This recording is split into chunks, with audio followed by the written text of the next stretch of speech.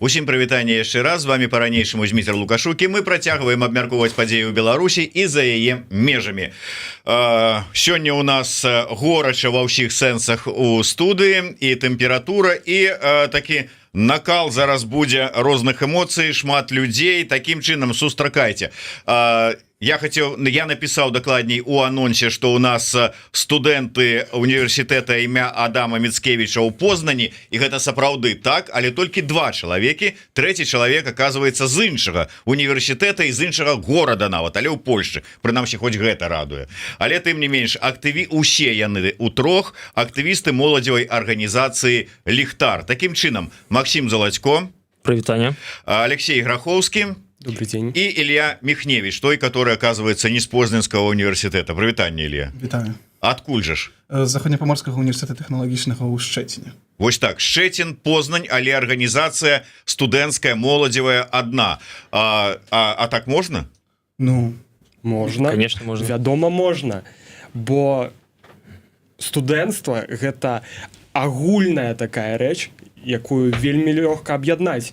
І таму аб'яднаць там студэнтаў Познанскага універсітэта, Шчэцінскага універсітэта, Уроцлаўскага, Варшаўскага, гэта не праблема. Галоўнае, каб на гэта была, каб людзі гэтага, была прага на гэта, людзі гэтага хацелі. Я толькі дадам, што мы таксама аб'ядноўваем маладых людзей, вось, і, канешне, мы адкрытыя да тых людзей маладых, якія да нас прыходзяць, і то бок Ілья, так здарылася таксама, што ён сам з Шчэціна, вось, і калі ён так пагрукаўся ў дзверы Ліхтара, мы, канешне, з задавальненнем яго прынялі да нас. Давайте, хлопцы, пакуль на асноўныя такія, можа быць, праблемы звернем увагі, з якімі сутыкаюцца як студэнты беларускія, якія ўжо вучацца ў Польшы, так і тыя сёлетнія выпускнікі беларускіх школаў, якія, можа быць, хацелі паступіць у Польшу, там у іншыя ВНУ в Еўрасаюзе, там на захадзе, але ёсць пэўныя пытаннічкі, якія нечакана ўзніклі. І я ведаю, што вы днямі сустракаліся, я вось чытаю інфармацыю, якую вы мне скінуліся, з віцэ-маршалкам Сенату Польшчы Міхалам Камінскім і віцэ-міністрам замежных спраў Аннай Радван. Што гэта было за сустрэча, якім тэмам прысвечаная, якія вынікі гэтай сустрэчы? Так, гэта сапраўды так. Мы сустракаліся ў мінулы аўторак з віцэ-міністркай Аннай Радван і з віцэ-маршалкам Сенату Міхалам Камінскім. Гэтае спатканне здарылася па запрашэнню самого Міхала Камінскага. Уздымалі перш за ўсё пытанне студэнцтва беларускага, якое знаходзіцца ў Польшчы, у тым ліку праблемы, з якімі спатыкаюцца беларускія студэнты тут у Польшчы, і тыя школьнікі, якія хочуць паступаць у Польшчу. Перадусім абмяркоўвалі пытанне апосталяў, візаў і звальнення з аплату. Так. І адразу хочацца пачаць. Першым пытаннем мы абмеркавалі звальнення з аплат. Гэта тычыцца менавіта стыпендыстаў праграмы Кастуся Каліноўскага, якая фінансуецца польскім урадам, і кіруе гэтай праграмай Міністэрства замежных спраў, а таксама Міністэрства адукацыі Польшчы. І універсітэты, калі адпраўляецца запрос ад дырэктара праграмы, абяцаюць звальняць студэнтаў цалкам з аплат за вучобу. Але зараз мы назіраем такую сітуацыю, што ўсё часцей з'яўляецца нейкія зніжкі. То бок звальняюць з 25%, з 50%, або увогуле не звальняюць. Гэта трэба падмацоўваць нейкімі граматамі, нейкімі дасягненнямі ва ўніверсітэце.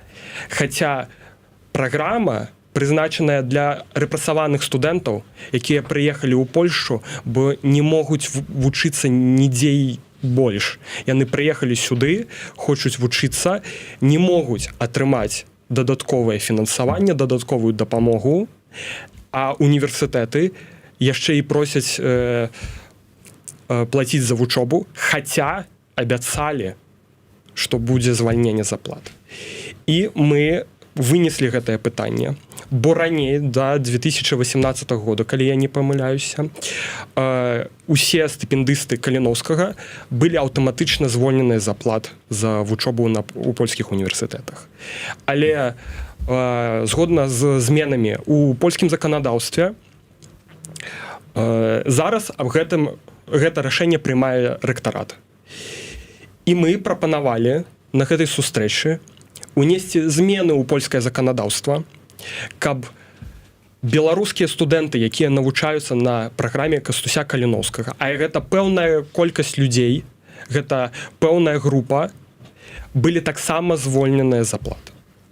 Калі ідзе гаворка пра прэцэдэнс, быў каментар з боку і віцэ-маршалка, і спадарні віцэ-міністаркі, што гэта можа выклікаць пытанні з боку польскага грамадства, чаму мы робім нейкія там выключэнні для пэўнай групы. У заканадаўстве прапісана, што ёсць такія групы, для якіх робяць выключэнні. Напрыклад, студэнты на стыпендыях НАВА. Так ёсць. Замест унесення змен у заканадаўства нам прапанавалі іншае выйсце з гэтай сітуацыі. І гэтае выйсце зараз у актыўным планаванні. Гэта сустрэча з канферэнцыяй польскіх рэктараў. Гэта агульная канферэнцыя ўсіх рэктаратаў польскіх універсітэтаў. І гэты орган мае магчымасць выдаць ухвалу распараджэння, па якому усе студэнты праграмы Каліноўскага будуць звольненыя з аплат, будуць вучыцца бясплатна у польскіх універсітэтах. І гэта зараз адна з галоўных мэтаў нашых і цэляў нашай працы. Дарэчы, выбачай, што я перабіваю, просто цікава, гэта тычыцца усіх студэнтаў беларускіх па ўсіх універсітэтах Польшы. Вот, да прыкладу, що ж таки Максим і Алексей, яны з Познані. Ілля, у вас тая ж самая сітуацыя ў Шчэціне? Не, тому что у меня в университете, у меня в университете была окресленная колькость месцаў, на меня выделили на кожны кірунак 5 месцаў, я потрапіў по конкурсу і здабыў гэта месца. І адзіную рэч, якую я павінен быў зрабіць, гэта напісаць прашэнне на імя рэктара універсітэта, якое мне зацвердзілі. І то бок я, і больше у меня ніякіх жадных праблемаў не было з аплатамі універсітэту. То бок да мне ні разу не прыходили, ні разу не звонили, просто сказали, подпиши дамову, прашэнне і ўсё. То есть атрымліваецца ўсё ж таки ад універсітэта да універсітэта сітуацыя можа быць розная. Можа быць розная. Трэба разумець, што у Польшчы, як і ў ўсёй Еўропе, сама універсітэцкая акадэмічная дзейнасць, яна трошачкі так сепарыравана ад дзяржавы. Это не так, як у Беларусі, дзе ўсё прызначаецца праз вядома каго.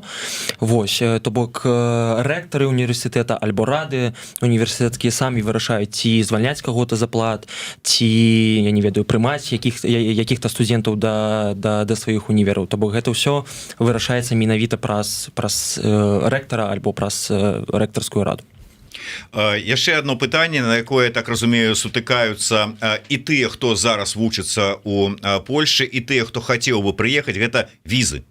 Студэнцкія ці проста шараговыя візы. Вот вам, каб працягнуць вучобу, я так разумею, трэба неяк візы пацверджваць, ці новыя атрымліваць, ці там, скажем, тым, каму прыехаць сюды паступаць, візу трэба атрымаць. Ёсць пэўныя праблемы і пытань. Ці для студэнтаў нема? Вот як гэтая сітуацыя? Мы закранули пытанне візаў. Так трохі ў сторону адыду. Тое, што мы закранули ў Сенаце, было датычылася таго, што мы хацелі ўключыць, то бок змяніць заканадаўства і ўключыць у гэты пункт две яшчэ групы асобаў. Уцекачы, каб яны маглі рабіць прыглашэнне для сваіх родных, каб тыя маглі атрымаць візу, мець мажлівасць атрымаць візу. І для студэнтаў з ВНЖ, каб гэтыя две групы маглі рабіць прыглашэнне, каб людзі маглі прыязджаць па іх прыглашэнню. То бок, таму што гэта вялікая праблема, калі людзі не могуць бачыць сваю радзіму, сям'ю, так, выбачаюсь. Вось. Мы гэта ўсё прыпаднеслі вельмі добра. Я спачатку падумаў, што нас не зразумелі, але нам адмовілі, таму што, як вы ведаеце, не так даўно яшчэ была вось гэтая, як у Польшчы кажуць, афера візова. То бок, калі людзі з краін трэцяга свету падаваліся на візы, напрыклад, там падаваліся на працоўную візу, але у них не было на гэта падставы, але ім усё роўна выдавалі, таму што яны плацілі там грошы. І яны атрымлівалі гэтыя візы, там вельмі вялікі поток людзей прыехаў у Польшу, і гэта ўсё скрылася, і таму што гэта таксама памяншае нашы мажлівасці, яны нам сказалі, вось такая ёсць тэма. І яшчэ міграцыйны крызіс на граніцы з Беларусю, гэта вельмі вялікая праблема для польскага грамадства, і МЗС Польшчы нам напрямую кажа, што вы павінны разумець, што мы не можам у такі складаны час для нас рабіць такія вялікія выключэнні. А пытанне наконт візаў, гэта так, цяпер вельмі складана, не панаслышке знаю, ведаю, што цяпер вельмі складана запісацца ўвогуле на якую заўгодна візу. Людзі, у них ёсць вялікія праблемы, і нават калі пішаш у кансулат, яны проста кажуць, што выбачаемся, не ведаем, VFS Global, пішыце, you're welcome, можа, з чымсьці памогуць. Але гэта так не працуе, у візавыя цэнтры яны проста манапалізуюць, візавы цэнтры і все гэтыя пасрэднікі манапалізуюць вось гэтую сферу, і просто прыходзіш грошамі, калі у тебя ёсць грошы, то у тебя ёсць шанс запісацца. Калі няма, твои шансы приближаюцца да нуля. Ось і все. Атрымліваецца, што вот калі вы узнімалі гэтую тэму падчас сустрэчы з віцэ-маршалкам і віцэ-міністркай, то атрымалі адмову. Мы атрымалі адмову менавіта па нашым прапановам. Яны нам сказалі, што па ўсіх пытаннях візавых трэба звяртацца да кансулата ў Беларусі. Але таксама падкрэслілі, што зараз вельмі цяжкая сітуацыя, усё менш консулаў знаходзіцца ў Беларусі, усё менш кансулярнага персаналу, якая можа увогуле займацца такой працай, як выданне візаў. І з гэтага могуць выходзіць затрымкі, недарэчнасці, нейкія адмовы, але трэба грукацца ў дзверы, не ў дзверы, пісаць, тэлефанаваць у кансулаты. Дзверы таксама. І ў дзверы таксама.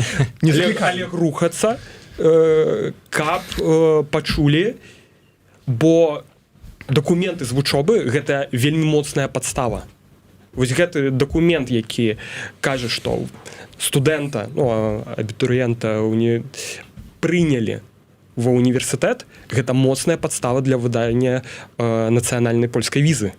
Так, консульства тады робяць выключэнне ў гэтых выпадках. Так. Таксама прадстаўнікі МЗТ Польшчы сказалі нам, што менавіта для беларусаў мы робім такія выключныя рэчы, таму што разумеем проста, што зараз адбываецца ў Беларусі, які стан палітыкі ў Беларусі. І таксама яны падкрэслілі тое, што яны усімі сіламі будуць намагацца зрабіць тое, каб проста палегчыць усе гэтыя бюракратычныя праблемы, якія для беларусаў, які жадаюць проста прыехаць у Еўропу альбо у Польшу. Дарэчы, пра бюракратычныя праблемы, якія зараз з лукашэнкаўскага боку ставяць перад беларускімі выпускнікамі, гэта неабходнасць атрымання нейкіх апастыляў, зацверджанняў, яшчэ нейкіх дакументаў. Вось гэта сітуацыя, наколькі яна для беларускіх студэнтаў, ці магчым патэнцыйных студэнтаў актуальная? Яна вельмі актуальная. Трэба тут гэтае пытанне раздзяліць на такія два бакі. Першае, гэта што робіць польскі бок і што робіць беларускі бок. Беларускі бок усялякімі метадамі намагаецца зарабіць так, каб беларускія абітурыенты, беларускія школьнікі, якія менавіта жадаюць паехаць у Польшу вучыцца альбо ў краіны еўрапейскага звязу, не маглі атрымаць апостылі. Якім чынам яны гэта робяць, напрыклад, як вось недавно узгадывала наша Ніва, проста у некаторых школах дырэктары альбо завучы гэтых школ спецыяльна у атэстат впісваюць неправільна сваё імя і фамілія, каб потым, калі такі вось абітурыент пойдзе да Міністэрства замежных спраў альбо да Міністэрства адукацыі, менавіта яны выдаюць у Беларусі гэтыя апосталі, не ўзялі ў них гэты дакумент, таму што ён проста нелегітымны, ён неправільна аформлены, таму што ёсць памылка. І такім чынам яны проста працягваюць часава выдання гэтых апосталяў. І просто такія школьнікі, яны ну просто могуць не трапіць на навучанне ў Польшу альбо ў еўрапейскі звяз, тому што просто не паспеюць праз гэтае, ну я не ведаю, як гэта нават назваць. Вось. Другое пытанне гэта польскі бок. Вось, яны на сустрэчы, калі мы спатыкаліся ў аўторак, сказалі, што яны будуць лібералізаваць закон адносна таго, каб беларускія школьнікі ці абітурыенты, якія жадаюць менавіта паступаць у Польшу, ВНУ польскія, яны маглі гэта рабіць без апосталяў. Таму што яны разумеюць гэтую складаную сітуацыю, якая ёсць зараз у Беларусі. Яны разумеюць, што робіць бюрократычны апарат лукашэнкаўскі дзеля таго, каб просто не даваць гэтыя апосталі альбо просто ну, неяк затрымліваць гэтыя працэсы. Таму яны ясна акрэслілі, што яны будуць у гэтым кірунку намагацца зрабіць тое, каб просто апосталі не былі патрэбныя для таго, каб паступіць у польскія ВНУ. І тое самае тычыцца іншых падставовых дакументаў, такіх як пасведчанне аб нараджэнні, пасведчанне аб шлюбе, пасведчанне аб разводзе, якое трэба таксама пацверджваць апастылям. І польскі бок сказаў, што яны працуюць у гэтым кірунку, паглядзім, што з гэтага выйдзе. Ну але тыя вот каму паступаць вот цяпер, яны могуць сутыкнуцца з пытаннем, што как бы ну іх не прымуць, таму што канчатковае рашэнне на заканадаўчым узроўні не прынятае наконт вот без апастыля ўсяго астатняга, а іх няма, і таму кажуць, што ну не адпавядаеце. Уже міністр адукацыі Польшы Дарыуш Вічорак падпісаў уставу, якая надае, калі я не памыляюся, такі статус, што каждая учэльня, каждый універсітэт сам вырашае, да прыкладу, індывідуальна разглядае гэтыя выпадкі. Напрыклад, калі у цябе ў атэстаце няма апастылю, ты падаеш гэты дакумент, распісваеш сваю праблему, і універсітэт ёсць вялікий шанс таго, што яны у цябе прымуць гэты дакумент. То бок гэта цяпер будзе разглядацца індывідуальна ў кожнага універсітэта ў індывідуальным парадку. Я яшчэ дадам, што таксама вось на сустрэчы з віцэ-маршалкам і віцэ-міністркай яны сказалі, што акрамя вас ніхто гэтую справу не будзе ўвогуле ўздымаць.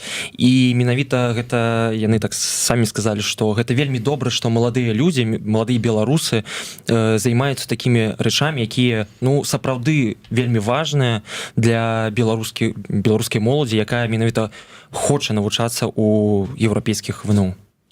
І вось вам пытанне ад нашага гледача пад нікам Леон, які тут шмат розных яго меркаванняў і пытанняў, але я вось закрану адно, наўкрат такі нам у працяг тэмы.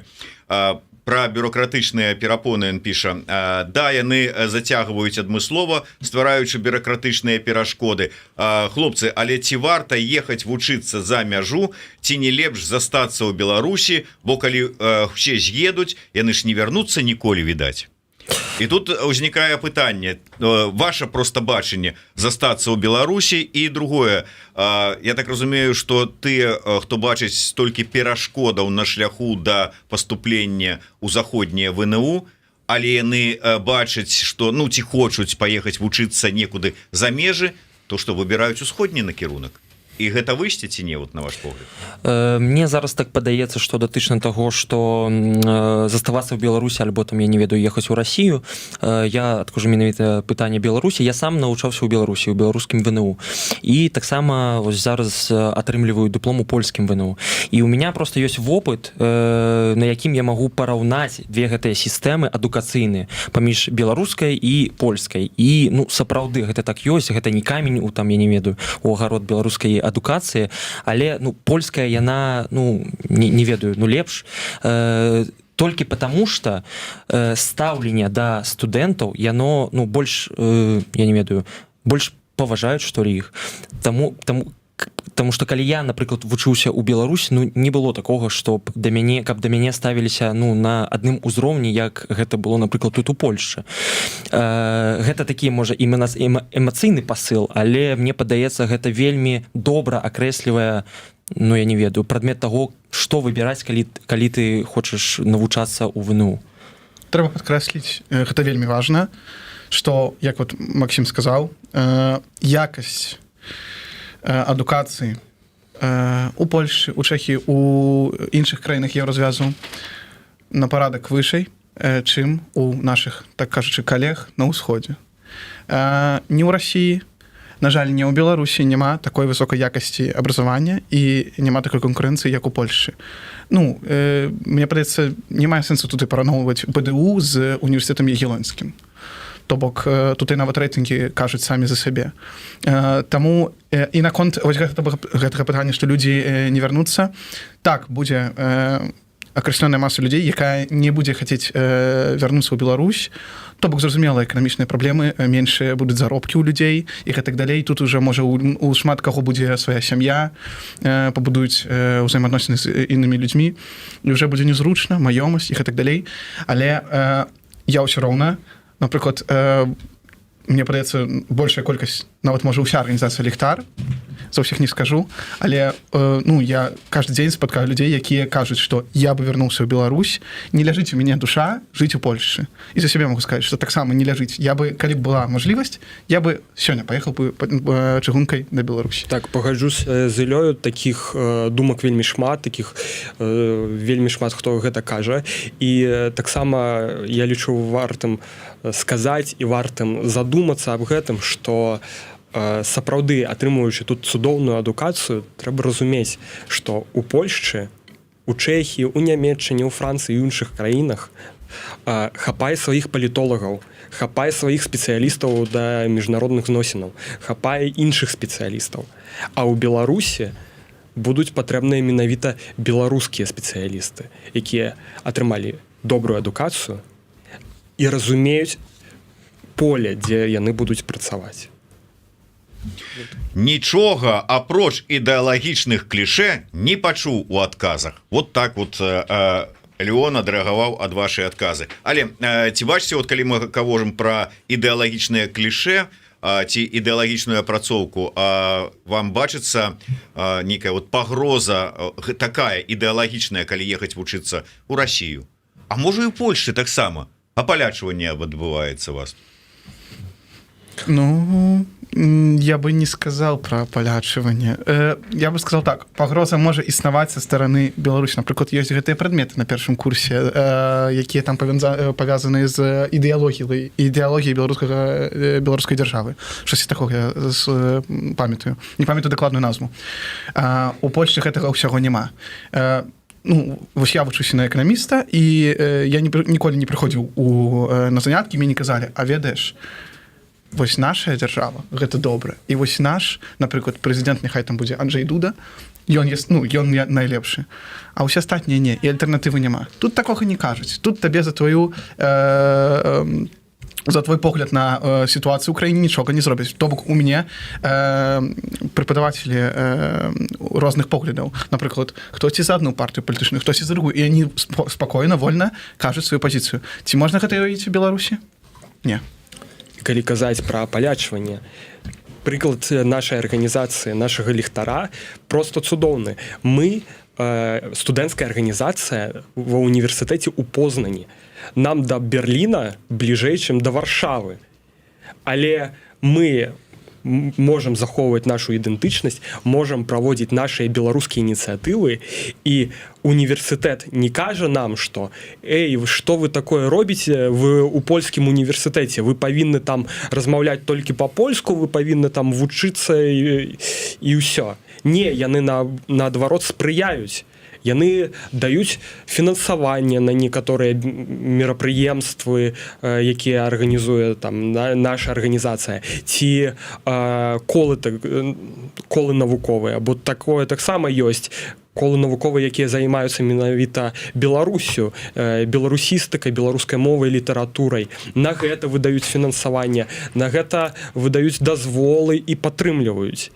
І калі ёсць жаданне чымсьці такім займацца, прасоўваць беларускую культуру, беларускую павестку, гэтым можна займацца, і ніхто не будзе перашкаджаць. Наадварот, будуць казаць, што гэта слушная справа. Гэта сапраўды так. Мне падаецца, што калі мы так разглядаем справу паміж русіфікацыяй і паланізацыяй, мне падаецца, русіфікацыя больш такая справа, якую трэба баяцца, таму што трэба таксама разумець, што беларусы, напрыклад, якія паедуць навучацца ў Расію, ім просто-напросто там будзе лягчэй.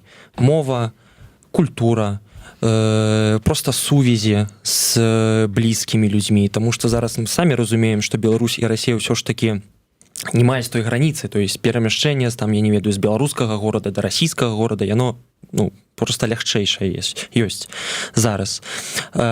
І калі мы таксама казаць на перспектыву, трэба разумець, што таксама беларусы будуць там заставацца у Расіі больш, таму што, як я ўжо казаў, і мова, і культура і так далей, але яшчэ і грошы, просто-напросто грошы, таму што шмат хто гаворыць, што ўсё ж такі у Расіі можна просто больш заробіць, чым у Беларусі гэта можна зрабіць.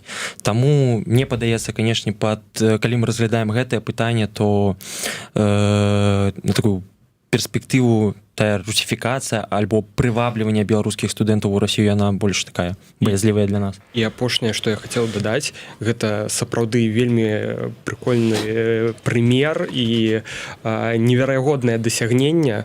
У нас, як у арганізацыі, атрымалася увесці афіцыйны прадмет на нашым факультэце, на факультэце навук палітычных і журналістыкі можна вывучаць беларускую мову. У нас праходзяць заняткі па-беларуску, і гэта афіцыйны прадмет, з якога студэнты атрымліваюць адзнакі, атрымліваюць балы, якія ідуць у гэтую еўрапейскую сістэму. ЕЦТС, так. І таксама гэта магчыма. Калі хтосьці хоча нешта такое рэалізаваць, калі ласка. Гэта так, сапраўды, яшчэ некалькі слоў. Наш дзекан пра гэта казаў, што хлопцы, калі вы у Польшчы, калі вы жадаеце рабіць сваю ўласную арганізацыю, рабіце. Вось і ўсё. Гэта быў просты і недвусмысленны адказ яго. Да тых, хто там за тое, што трэба, можа быць, у расійскія вузы паступаць, калі мне раскажаце пра тое, што ў якім-небудзь іжэўскім там ці свердлоўскім універсітэце адкрылі навучанне па-беларуску, то тады запрашайце. А пакуль што, ведаеце, как бы заставайцеся пры сваім меркаванні. Мне цікавы яшчэ такі момант. Вот вы расказалі пра сваю арганізацыю. Гэта таке моладзевае, я так разумею, дзесьці і палітычнае, але больш, можа быць, культурніцкае, грамадска-палітычнае такое. Але вось удзел у палітыцы моладзі. Наколькі для моладзі сёння цікава браць удзел у палітыцы, у беларускай палітыцы за мяжой, тым больш. І ці ёсць яна месца моладзі, студэнцтву у месца ў палітыцы? Канечне, ёсць. І вельмі важна, каб моладзь займала гэтае месца і займалася палітыкай, бо гэта менавіта тычыцца моладзі і тычыцца студэнцтва. Ніхто, апроч моладзі, не будзе высоўваць і прасоўваць моладзевую палітыку. Ёсць неверагодныя прыклады моладзевых арганізацый, сучасных моладзевых беларускіх палітыкаў, такіх як, напрыклад, задзіночанне беларускіх студэнтаў, ці моладзевы савет рада, ці беларуская арганізацыя ліхтар, ці мы як ліхтар, ці моладзевы блок. Гэта людзі, якія прасоўваюць беларускую моладзевую палітыку. Таму што таксама хочуць дамагчыся нейкіх зменаў, паляпшэння становішча для сябе.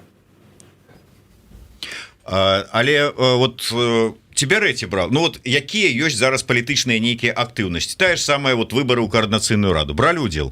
Так. Маю на ўвазе, не галасавалі, а, можа быць, самі спрабавалі? Так, спрабавалі. Я быў кандыдатам на выбарах у каардынацыйную раду ад спісу еўрапейскі выбар. Шоў туды як кандыдат, то бок ад нашай арганізацыі ліхтар, то бок дадаць такую моладзевую палітру. І нават цяпер, калі я не прайшоў каардынацыйную раду асноўны склад, але у каардынацыйнай радзе, як мы ўсе ведаем, працаваць у камісіях можна, не будучы чальцом актыўнага складу каардынацыйнай рады. То бок можна быць як эксперт і гэтак далей. І ужо скора, як мы ведаем, ужо адбыліся выбары спікера, віцэ-спікера ў каардынацыйнай радзе. І ўжо скора будуць... Давайте ўжо прытрымлівацца фемінітываў. Спікеркі і віцэ-спікеркі. Вот неяк так склалася. Так, спікеркі, віцэ-спікеркі. Ужо мы ведаем результаты, і мы цяпер ведаем, што цяпер каардынацыйная рада рэшт пачне займацца справамі, і каардынацыйная рада, як мінімум, наколькі я ведаю, ўжо, напэўна, запланавана стварэнне камісіі па справах студэнцтва, у якую я планую ўвайсці ну з прапановы ад еўрапейскага выбару. Ось. І будзем дасягаць мэтаў. Ёсць ідэі, плюс ёсць са мной ёсць цэлая арганізацыя ліхтар, то бок это немалая колькасць людзей, у якіх ёсць свае ідэі, якія могуць штосьці ўнесці і нават банальна дапамагчы. Калі у кагосьці інага ёсць ідэя, мы можам дэлегаваць і зрабіць. Напрыклад, можна паглядзець на выбарчую праграму, вельмі добра у нас атрымалася. У нас, мне падаецца, самая прафесіянальная з'ёмка была, самае прафесійнае абарудаванне, ўсё ўвогуле было прафесійна. То бок на універсітэце Адама Міцкевіча ўвогуле ў арганізацыі ліхтар я сустрэў вельмі шмат таленавітых людзей, таленавітых не толькі там у здыманні, у монтажы, але гэта таксама, але і ў паліттэхналогіях і сучасным палітычным кіраванню. Так. Гэта так. Вот она, змена расце. Я гэта тут напісаў под нікам сіаніст. О, это тут арганізацыя старычка Лебедькі. Малайца працягвае рабіць сабе імя за конт моладзі. О, гэта маё вельмі любімае пытанне. Так, ёсць такое меркаванне, але трэба разумець, што калі ёсць нейкія прапановы, ёсць нейкія ініцыятывы. Вось да нас прыходзіць або спадар Анатолій Лебедька, або спадар там Рымашэўскі, або Спадарыня Ціханаўская прыязджалі. Спадарыня Ціханаўская прыязджае. Штосьці прапановае. Чаму мы не павінны гэтым скарыстацца? Чаму мы не павінны гэтым заняцца, калі гэта палепшыць сітуацыю для нас, для моладзі? І пры гэтым заставацца цалкам незалежнымі. Мы не справаздачымся нікому, толькі самому сабе. Самім сабе Гэта так. Вось, але як Алексей правільна заўважыў, што мы працуем самі на сябе перадусім. Вось, але таксама хацеў бы публічна азначыць, што, напрыклад, у нас ёсць і супраца з народным антыкрызісным кіраваннем ЗНАУ. Вось, не ведаю, пакуль што не было сумесных праектаў, але спадзяюся, што ў будучыні, напэўна, штосьці зробім. І так, сумуючы гэта ўсё, канешне, мы перадусім працуем нават не самі на сябе, а працуем для беларускай моладзі, таму што тыя рэчы, якія нас аб'ядноўваюць, гэта перадусім Беларусь. І калі беларуская арганізацыя ліхтар, моладзевая арганізацыя ліхтар паўставала, менавіта людзі, калі вось я, напрыклад, запытаваў, чаму ты далучыўся да нашай арганізацыі, таму што, перадусім, канешне, яны казалі, што вельмі жадаюць, ім не хапаюць проста дому, а другое гэта таму, што вельмі любяць Беларусь і хацелі бы, калі некаторыя рэчы ў Беларусі зменіцца, павярнуцца туды і працаваць дзеля нашай дзяржавы. Вось і ўсё. Мэта просто мэта у нас адна у ўсіх. Няхай то будзе Анатолій Лебедька, ці хто заўгодна яшчэ. Мэта адна. Мы ўсе хацім дамоў. І калі хтосьці так грукаецца, мы што павінны сказаць не, павінны сказаць, мы з вами працаваць. З табой не будзем. З табой не будзем, з табой будзем. Не, мы адчынены для працы з усімі. Мы зараз кажам, прыходзьце да ліхтар і будем працаваць. Калі ёсць ідэі, калі ёсць жаданне, напрыклад, зладзіць сустрэчу так з кімсь, як робіць на выдзяле журналістыкі і паліталогіі ў універсітэце Адама Міцкевіча, прыходзьце да арганізацыі, грукайцеся, і мы таксама працуем з усімі актарамі палітычнай беларускай сцэны. Таксама, калі мы вярнемся трошкі да гэтай сустрэчы ў Сенаце, мы ж былі там не адныя. Мы там былі з моладзевымі арганізацыямі беларускіх палітычных партый, то бок з маладой грамадой, з прадстаўнікамі моладзі БНФ, з прадстаўнікамі іншых моладзевых арганізацый палітычных партый.